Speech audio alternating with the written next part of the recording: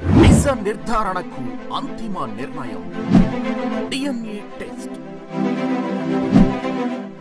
ఉన్నది ఉన్నట్లుగా వాస్తవాలను శోధించి వివరించే మన DNA టీవీ, మన రాష్ట్రం, మన ఛానల్.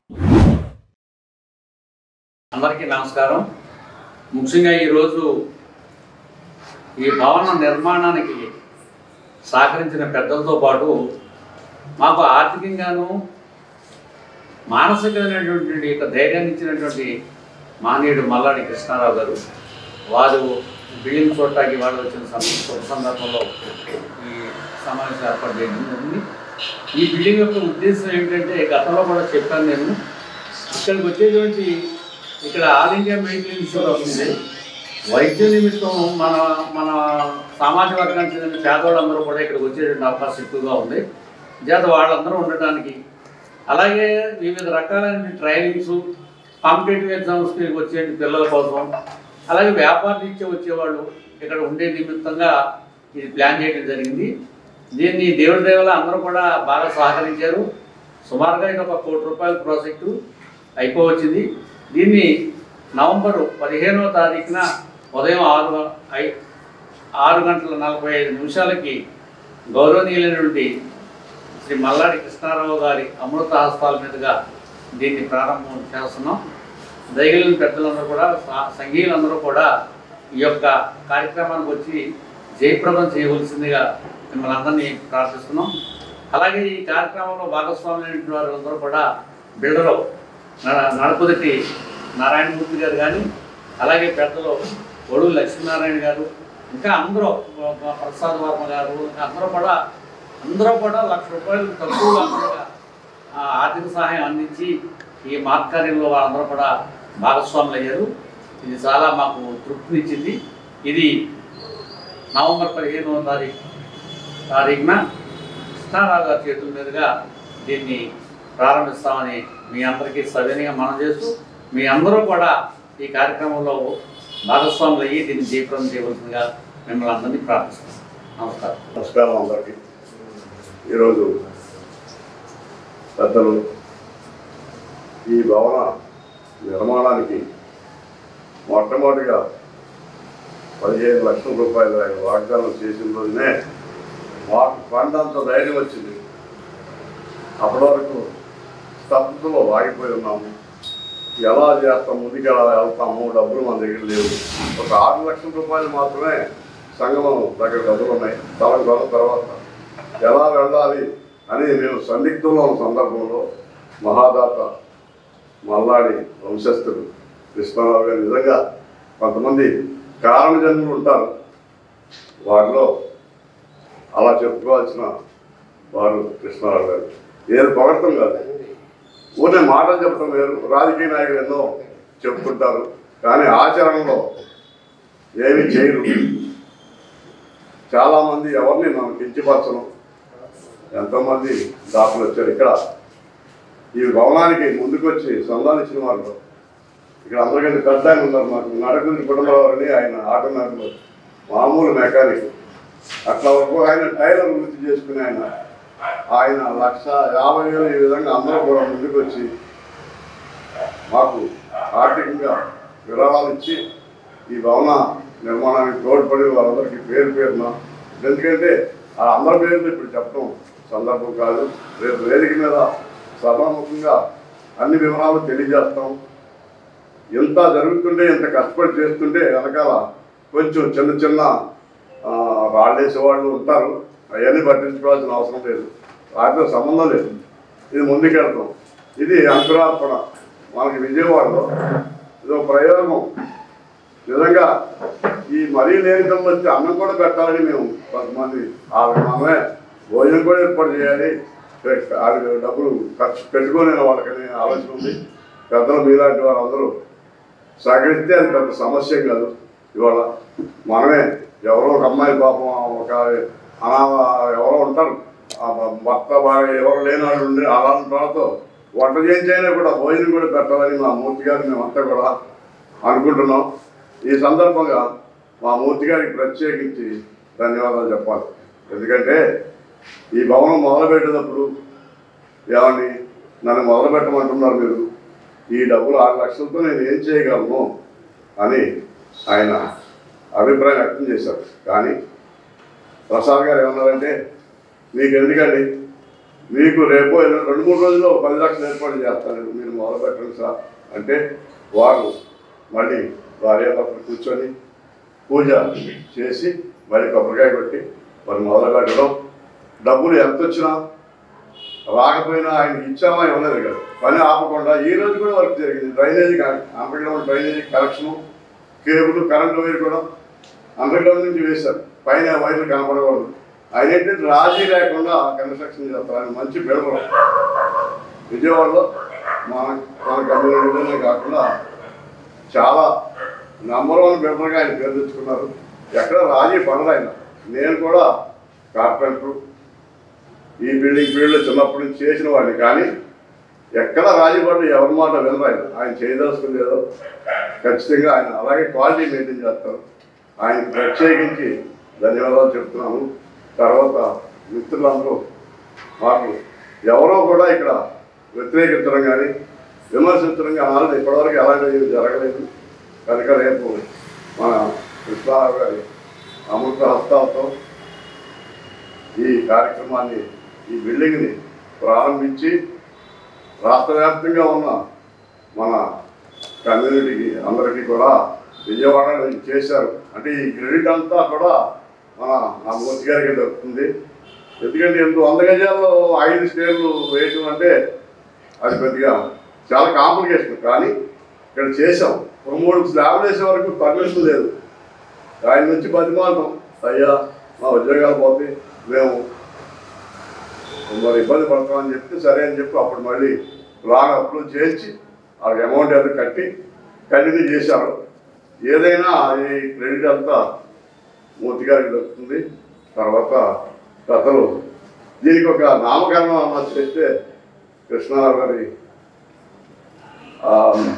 అభిప్రాయం తీసుకుని ఈ సంఘానికి, ఈ భవనానికి ఏంటంటే నేను ఒక పేరు, ప్రసాద్ గారు ఒక పేరు. ఆయన ఏమంటారంటే విజ్ఞాన కేంద్రం పెడదాం అన్నారు. నేనేమన్నానంటే సంక్షేమ కేంద్రం పెడదాము.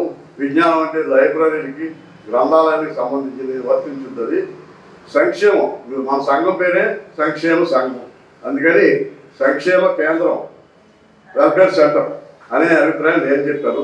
ఇంకా మన మిత్రులందరూ కలిపి ఏదో ఒకటి నిర్ణయం చేస్తామన్నారు ప్రసాద్ గారికి. మాకు ఎవరికి ఎప్పుడు కూడా కాంట్రవర్సీ ఉండదు. మేమంతా ఒక మాట మీద ఉంటాము. ఇక ముందు కూడా మేమంతా కలిసే ఉంటాము. కాకపోతే భవనం తయారవడం ఒక ఎత్తు, దీన్ని నిలబెట్టి నిర్వహించడం ఇందాక చెప్పారు పెద్దవారు. ఏమనంటే కట్టడం జరిగే 1 కోటి రూపాయలతో అయిపోతుంది, బిల్డింగ్ కట్టారు. కానీ దీన్ని నిలబెట్టుకోవాలి. ఇక్కడ తర్వాత వచ్చే పాలకవర్గాలు కూడా అదేవిధంగా నిలబెట్టాలి. ప్రజలకు సేవ చేయాలనే దృక్పథంతో, సేవా దృక్పథంతో చేస్తేనే ఇలాంటివి నిలబడతాయి. కనుక మీరందరూ కూడా ఆలోచించి కోఆపరేట్ చేయండి. ఇంకా దాపలు ఎవరైనా సందాలు ఇచ్చేవారంటే వారిని ఆహ్వానిస్తున్నాం. ఇప్పటి వరకు ఒక 72 మంది మాకు ఆర్థిక సహాయం చేశారు. దానిలో కృష్ణారావు గారి పెద్ద వాటా 15 లక్షల రూపాయలు వాడిచ్చారు. ఆ తర్వాత బొమ్మిడి సత్యనారాయణమూర్తి గారు హైదరాబాద్ నుంచి 5 లక్షల పైన ఇచ్చారు. ఆ తర్వాత 3 లక్షలు మా నారాయణమూర్తి గారు, ఇంకొక రామరాజు గారు 3 లక్షలు, మా లంకే ప్రసాదం గారు 3 లక్షలు, ఇంకా చాలా అవన్నీ చెప్పలు 72 మంది పేర్లు వచ్చినాయి. ఇప్పటికీ అవన్నీ సిద్ధం చేసి పెట్టాము. ఒక విషయం ఏంటంటే శిలాపాలకం ఓపెనింగ్కి అవ్వకపోవచ్చు. ఎలా అంటే ఇంకొక 40 మంది అయిపోతాయి. దానికోసం ఏంటంటే ఒక ఫ్లెక్సీ పెడదామని ఆలోచన. ముందు ఆ రోజు ఈ 72 మంది కాబట్టి ఈ లోపల వస్తే వారందరికీ కలిపి ఒక ఫ్లెక్సీ పెట్టి డిస్ప్లే పెడదాము. ఆ తర్వాత నిదానంగా శిలాపాలకం తయారు చేసుకోవాలని ఒక ఆలోచన ఉంది. అందుకని పెద్దలందరూ క్షమించాలి. ఏమన్నా తప్పుగా మాట్లాడితే నమస్కారం. మా మూర్తి గారు మాట్లాడతారు. కూర్చున్నాం అందరము.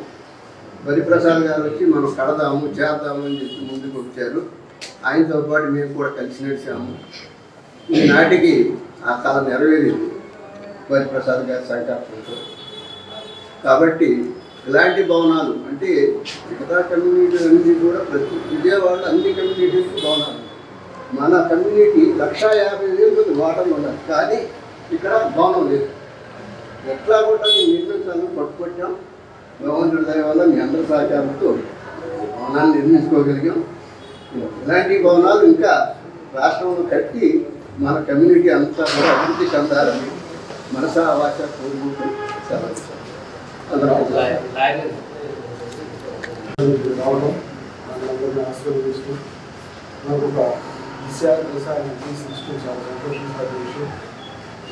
ముఖ్యంగా విజయవాడ నగరంలో అధికుల క్షత్రియుల యొక్క సంక్షేమం కోసం, వారి యొక్క అభివృద్ధి కోసం, ప్రతికరమైనటువంటి వైద్య రంగాల్లో అనేక కొన్ని సమస్యలు ఎదుర్కోవడానికి ప్రజలకు ఒక అండ, ఒక ఏడా కావాల్సినటువంటి ముఖ్యమైన తరుణంలో మిత్రులందరూ కూడా మరి ఒక మంచి సెంటర్ని ఏర్పాటు చేయాలి.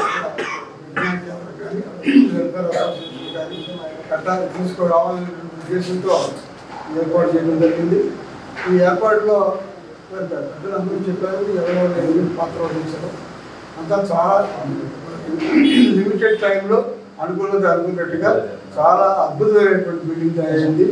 ఇప్పుడు కృష్ణారావు గారు 15 లక్షల రూపాయలు ఇవ్వడంతో చాలా అవదు. వారి యొక్క పాత్ర చాలా ఉంది.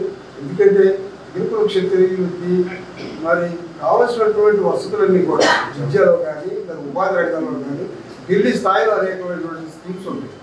వారు ఢిల్లీ స్థాయిలో వారికి ఎంత అనుభవం ఉంది, వారికి ఎంత పనులు ఉంది, వారు చేయవలసినటువంటి అనేకమైన పనులు ఉన్నాయి.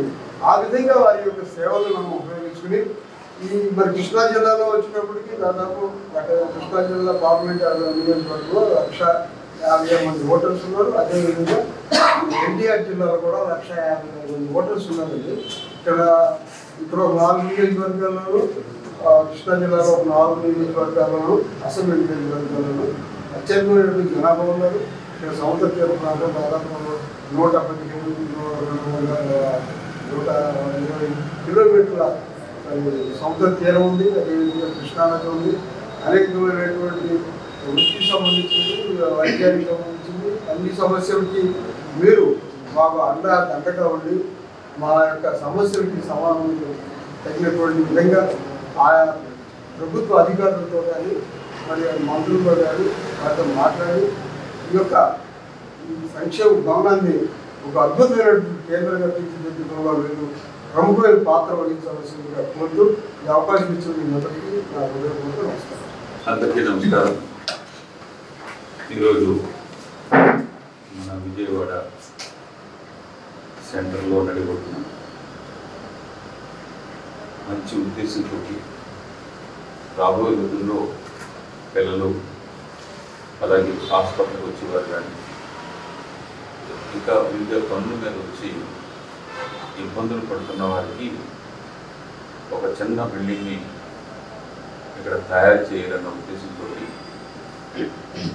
మీ దగ్గర డబ్బులు లేకపోయినా కానీ మంచి ఉద్దేశంతో మొదలు పెట్టడం వల్ల భగవంతుడు ఒక ఖాళీ స్థలాల్లో ఉండవలసింది ఈరోజు ఇక్కడ ఒక బిల్డింగ్లో కూర్చొని అవకాశం సహకరించిన 72 మంది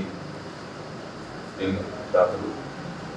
మీరు ఆ 72 మంది దగ్గర నుంచి వెళ్ళడం, వారి దగ్గర నుంచి వాళ్ళందరినీ కన్విన్స్ చేసి మీరు వేసుకున్న బడ్జెట్లో ఇంకా కొంత లోటు ఉన్నా కానీ అనుకున్న ప్రకారంగా ఈ బిల్డింగ్ని నారాయణమూర్తి గారు తయారు చేసి ఇచ్చినందుకు మనస్ఫూర్తిగా కమ్యూనిటీ తరఫున అందరి తరఫున కూడా మన అగ్రికల్చర్ సచివుల తరఫున వారికి ప్రత్యేకమైన ధన్యవాదాలు.